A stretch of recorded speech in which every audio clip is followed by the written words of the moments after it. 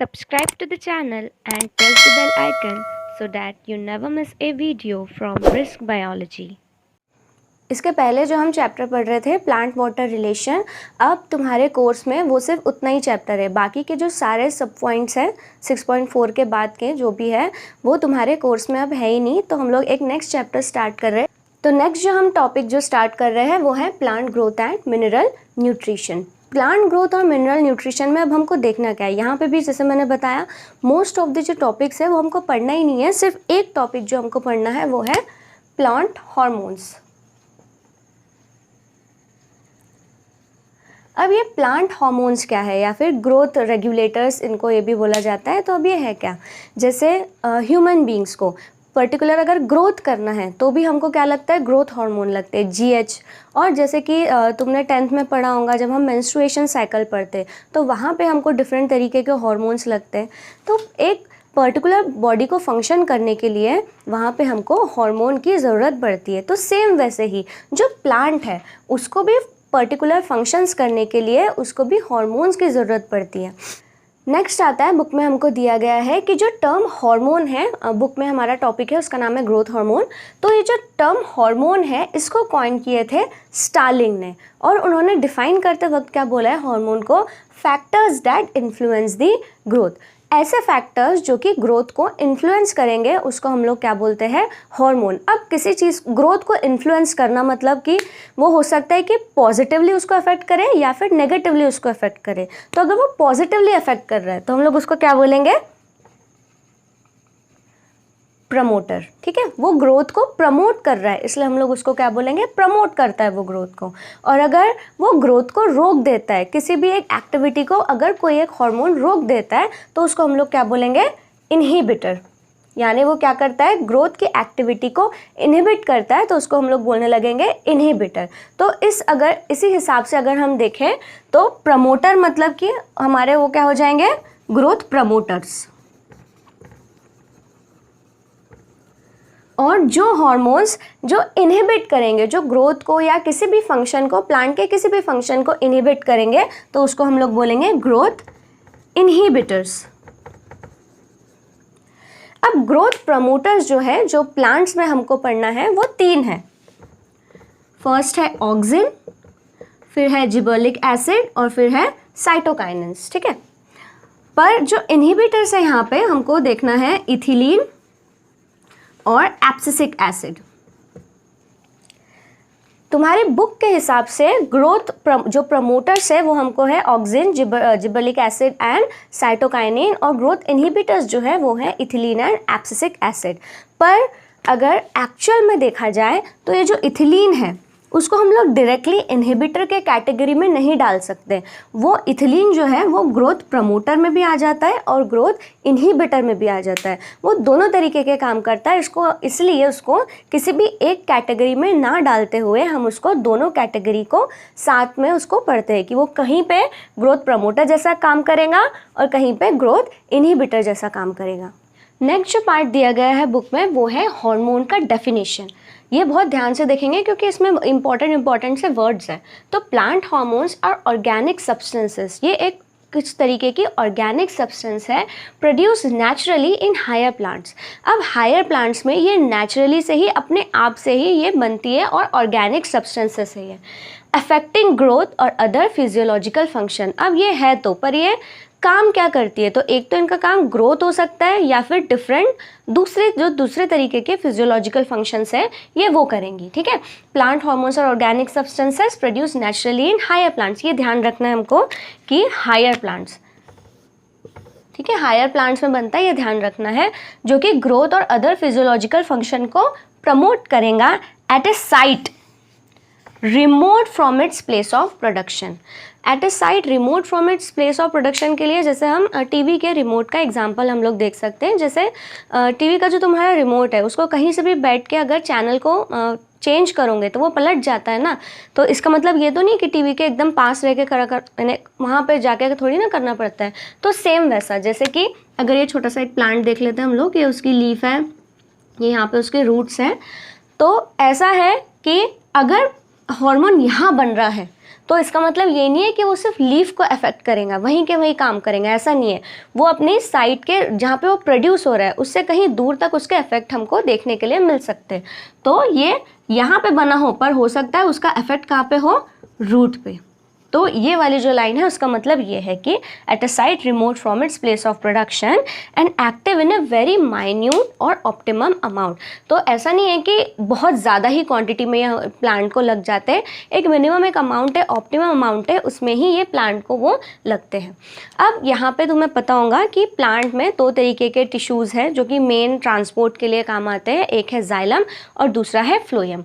तो इनका जो ट्रांसपोर्ट है, अब मैंने बोला कि लीफ में बना है, रूट तक पहुंचाना है, तो कोई तो एक चीज़ होनी चाहिए ना जो कि इसको पहुंचाए। तो यहाँ पे जो टिश्यू है जो काम करेगा वो कौन सा है, फ्लोएम करेगा। ये जाइलम के थ्रू फ्लो नहीं होते, ये फ्लोएम के थ्रू ट्रांसपोर्ट करते हैं। हम फर्स्ट फाइटोहार्मोन स्टार्ट कर रहे हैं जिसका नाम है ऑक्सिन। ठीक है, ऑक्सिन का मतलब होता है टू ग्रो, ये बुक में भी लिखा गया है, ऑक्सिन का मतलब होता है टू ग्रो। अब ऑक्सिन जो है ये है first hormone to be discovered in plants. तो प्लांट में जो भी सबसे पहला जो हार्मोन मिला था वो था ऑक्सिन। अब यहाँ पे ऑक्सिन हमको पढ़ने के लिए पहले ना उसके थोड़ा हिस्ट्री में जाना पड़ता है। तो हिस्ट्री में सबसे ज़्यादा नाम आते हैं दो साइंटिस्ट के। सबसे पहले है चार्ल्स डार्विन और फ्रांसिस डार्विन। ये बुक में लिखा नहीं गया इसलिए मैं नहीं बता रही हूँ, Charles Darwin and Francis Darwin. और नेक्स्ट है F.W. वेंट। अब चार्ल्स डार्विन ने अपनी जो स्टडी की है उन्होंने की है कैनरी ग्रास के कोलियोप्टाइल टिप्स पे, और जो F.W. वेंट है उन्होंने की है एविना के कोलियोप्टाइल टिप्स पे। तो जब चार्ल्स डार्विन स्टडी कर रहे थे तो उन्होंने क्या देखे कि ये अगर मान लो कैनरी ग्रास का कोलियोप्टाइल का टिप है, तो यहाँ से आ रही है यूनिडायरेक्शनल लाइट। यूनिडायरेक्शनल लाइट का मतलब है कि यहाँ ऐसा सोच लो कि यहाँ पे कुछ भी लाइट है ही नहीं, और सिर्फ जो एक सोर्स है लाइट का, इसी डायरेक्शन से लाइट जो है यहाँ पे आने वाली है। तो उन्होंने क्या देखा चार्ल्स डार्विन ने कि जब यहाँ से ऐसे लाइट आ रही थी तो ये जो कोलियोप्टाइल है वो इस तरीके से यहाँ ऐसे की लाइट आ रही है यहाँ से, तो जो देखो कोलियोप्टाइल जो पहले ऐसा इरेक्ट था वो उसने अपना यहाँ पे वो इस डायरेक्शन में ऐसा झुक जाता है। ये वाली स्टडी किए थे चार्ल्स डार्विन ने।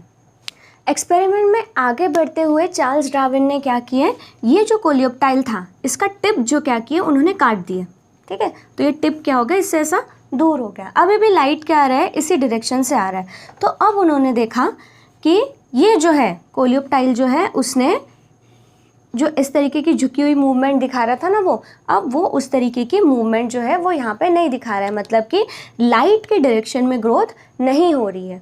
फिर उन्होंने एक और चीज़ की कि यहाँ पे फिर से ऐसा ये जो टिप को काट दिया, इनके बीच में कोई एक चीज़ रख दी और फिर से यहाँ पे लाइट उन्होंने यहाँ पे डाल के देखा, तो उनको पता चला कि ये जो है फिर से इसने इस तरीके से यहाँ पे ये झुका हुआ नहीं है। ये सिर्फ कब देखा उन्होंने, वो कब बेंड करता है लाइट के डायरेक्शन में, जब कोलियोप्टाइल इससे पूरा ऐसा इंटैक्ट रहता है, यहाँ पे यूनिडायरेक्शनल लाइट आती है, तब जाके ही यहाँ पे क्या दिखता है, ऐसा इस तरीके का बेंड दिखता है। तो उन्होंने कंक्लूड किया कि टिप्स में ये जो टिप है, कि ये जो कोलियोप्टाइल का टिप है, यहाँ पे कुछ ऐसी चीज़ें हैं जो कि क्या करती है, ये पूरे के पूरे कोलियोप्टाइल को लाइट के डायरेक्शन में बेंड करने के लिए सिग्नल देती है। ये किन्होंने बोला, चार्ल्स डार्विन ने। उसके बाद आते हैं नेक्स्ट साइंटिस्ट F.W. वेंट। इन्होंने जो है एक्सपेरिमेंट किए थे वो था एविना कोलियोप्टाइल टिप्स पे। सेम एक्सपेरिमेंट था कि ये कट करेंगे तो इस तरीके लाइट के डायरेक्शन में वो झुकेगा, पर इन्होंने यहाँ पे क्या किया, देखो ये था हमारा कोलियोप्टाइल का टिप एविना का, और इस तरफ से हमारे पास क्या आ रही थी, लाइट आ रही थी। ये ध्यान रखना है कि लाइट कैसी है, यूनिडायरेक्शनल लाइट है। ऐसा नहीं कि चारों तरफ से ऐसे लाइट आ रही है, सिर्फ और सिर्फ इसी एक बीम ऑफ लाइट आ रही है, ऐसा समझ लो। तो इस डायरेक्शन से जो है लाइट आ रहा था। इन्होंने क्या किया, ये जो था कोलियोप्टाइल इसको कट कर दिया। ये था कोलियोप्टाइल, इसको ऐसा कट कर दिया, दो भाग बन गए, एक टिप हो गया और एक नीचे का पार्ट अलग हो गया। तो ये जो टिप जो था, ये टिप जो है इन्होंने उसको रख दिया, चलो ठीक है, उन्होंने टिप को ऐसे अगार ब्लॉक पे रख दिया। ये जो टिप था उसको अगार ब्लॉक पे रख दिए। तो देखो जैसे कि जो भी इस टिप के अंदर होगा वो सारा कहाँ पे आ गया, अगार ब्लॉक के अंदर आ गया। अब नेक्स्ट स्टेप उन्होंने क्या किया, नेक्स्ट स्टेप है, ये फर्स्ट स्टेप हो गई, अब हम सेकंड स्टेप यहाँ पे देख रहे हैं। नेक्स्ट स्टेप उन्होंने क्या किया, यही वाला जो था, जो नीचे वाला पोर्शन है, सेम वाला लिया और यहाँ पे अगार ब्लॉक को क्या कर दिया, इस तरीके से कट कर दिया छोटे छोटे टुकड़ों में, और ये वाला अगार ब्लॉक यहाँ पे लाके ऐसे रख दिया।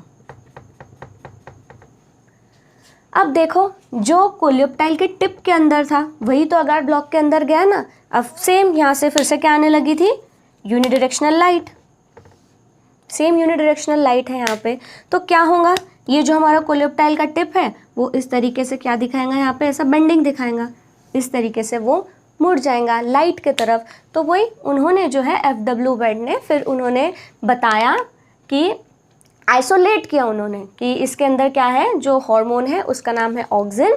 ये पूरा टर्म उन्होंने समझाया और उन्होंने सेम जो यहाँ पे चार्ल्स डार्विन बता के गए थे कि वैसे इनको ज़्यादा इसके लिए जाना नहीं जाता है, पर ये हमको ध्यान रखना है, नो योर साइंटिस्ट में बताया गया है, वैसे तो कोई पूछेगा नहीं, पर फिर भी कि अगार ब्लॉक में उन्होंने जो है जो हमारा ऑक्सिन है वो यहाँ पे आ गया था, अगार ब्लॉक को फिर से इसके ऊपर रख दिया, तो जो हमारा कोलियोप्टाइल का टिप है वो यूनिडायरेक्शनल लाइट की तरफ इस तरह से झुक गया था। और ये किसने बताया था, FW बेड ने। और प्लांट का नाम ध्यान रखना है, एविना।